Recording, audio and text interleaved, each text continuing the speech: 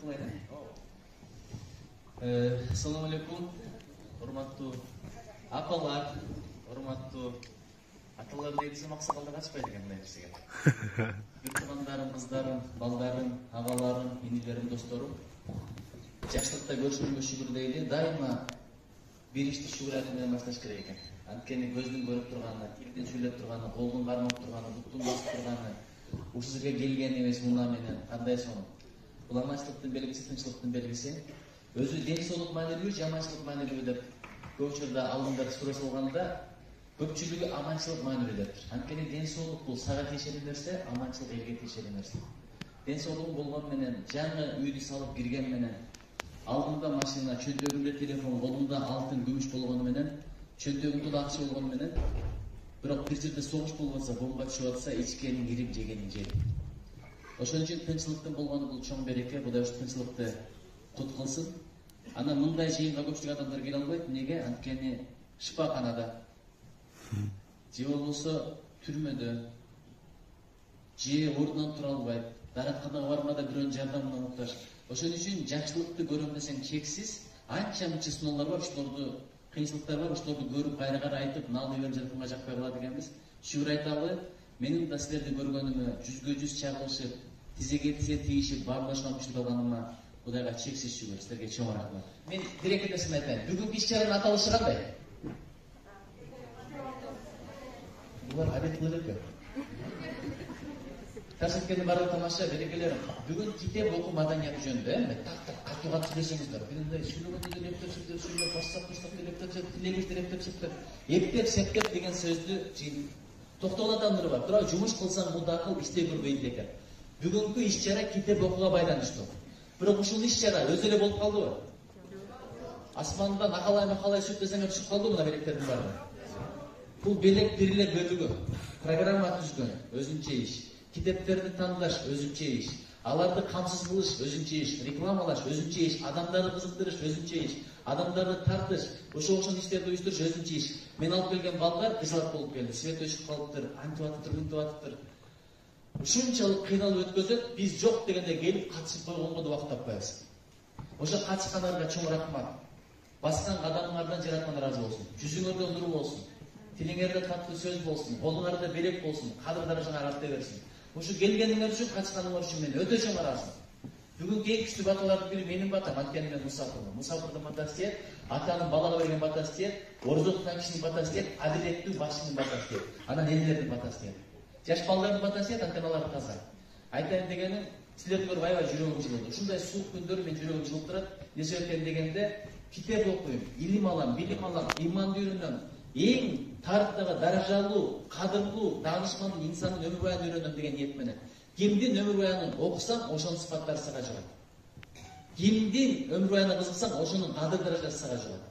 Ошон үчүн бүгүнкү китеп окугандардын баардыгына береке тилейм. Ошол сыпат силерге өтсүн, силер аркылуу укум тукумат өтө берсин, элибизге тарткасын. Мен тилегим ошо. Анткени адамды адам кылган анын дейт, амалы дейт, амалдама кылган ыклас менен болгондур дейт. Берекелериңерге чоң рахмат. Айтайын, динди жөн эле бересиң, бирок ыйманды, билимди жөн эле бере албайсың, менет керек. Эшиктен азыр ылай алып келип алып силерге сатсам, токтогондуктар мына ылайды алып койгула, кылайрам 20 сом десем, айтасыңар да депутат земне болуп калган. Өткөндө шпакадан бекер айтпаптыр дейсиңер. Бирок ошол эле топурактан, ылайдан жасалган кирпичти алып келип туруп сатсам аласыздар. Үйгө салам дегендер, туурабы? Ал деле ылай, бул деле ылай. Экөөнүн айырмасы эмне? Экөөнү бириктирген нерсе. Менет. Бул ылай болчу, менет кылып туруп, кирпич кылып койдуң, карапа кылып койдуң, сатып алып атасың. Мына балдардын баардыгы менет кылган балдар. Айтайын дегеним, ар бирибиз менет кылалы. Жакшылык жөн тарткабайт. Жок дегенде уккан жакшылыгыбызды бирөөгө жеткизели, бул бир. Жок дегенде туугандарды айталы, ыйманда бол, жамандык кылба, китеп оку, илим ал, билим ал. Мына коомдук иштерге катышпай атасыздар. Мен жакында депутат катары бир мыйзамды демилгелемсем деп атам. Кандай мыйзам билесиздерби? Волонтердук, ыктыярчылар жөнүндө.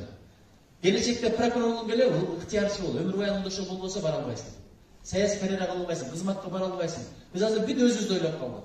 Өз башынан аша албаган бул жакшы сыпат эмес.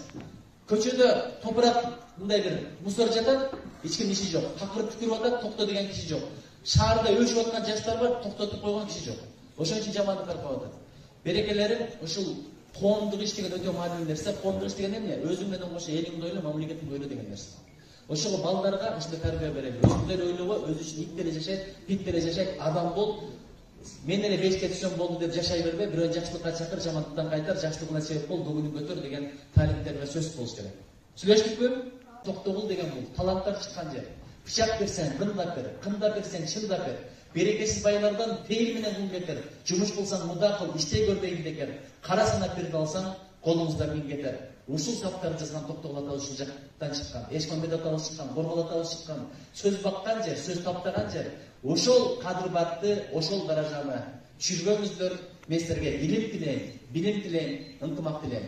Ким окуй элек болсо, мындан ары көп окуйм деп тилек кылыңыздар. Оңдорбоңуздар, ким ошондой тилек кылды? Эми дагы бир тилек. Өзүм эле окубай, адамдарды окуганга чакырам дегендер ойнотуп койгулачы. Мындан ары көчөдө түкүрбөйм, какырбайм дегендер. Мусор кылбайм дегендер. Раковинаны булгап жеңемин каргышта калбайм дегендер. Улуу сөздү уят жок, ушундан баштайлы. Дааратканага киргенде аркамда келген кишини кыжат кылбайм дегендер. Ойнотуп койгулачы. Анан ошого балдарымды тарбиялайм дегендер. Досторумду айтам дегендер. Кудай кааласа, көрөсүздөр. Азиянын арыстаны ойгонду. Азиянын арыстаны ким? Бул биздин Кыргызстан. Кенен таштап ойлорду, кере басып ойлорду, сыймык менен жүрөлү, Кудай кааласа, Азиянын арыстаны ойгонду. Ар ким ар нерсе деп атат. Бирок ушундай жигит кыздар, Мухтар Байкемге окшогон азаматтар Кыргызстандын камын жеп атат. Өзбекстан, Казакстан, Тажикстан, Россия, Америка бул деди жолукушат кылам. Анткени Кыргызстан келет. Токтогул келет.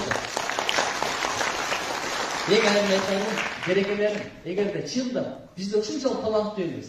Эң сонун сыпаттарыбыз бар. Өзү билбей жүрөбүз. Өзүң ишенбесең башка эч ким ишенбейт. Ошого ишен. Айкөлдүк бизде бар, меймандостук бизде бар, адамгерчилик бизде бар. Ошого ишенели, ойготолу. Эгерде биз потенциалды ойготуп пайдалансак, ишенип койгула. Япония жолдо калат, Россия оңдо калат, Америка солдо калат. Ошондой элбиз. Бар болуңуздар. Чоң рахмат.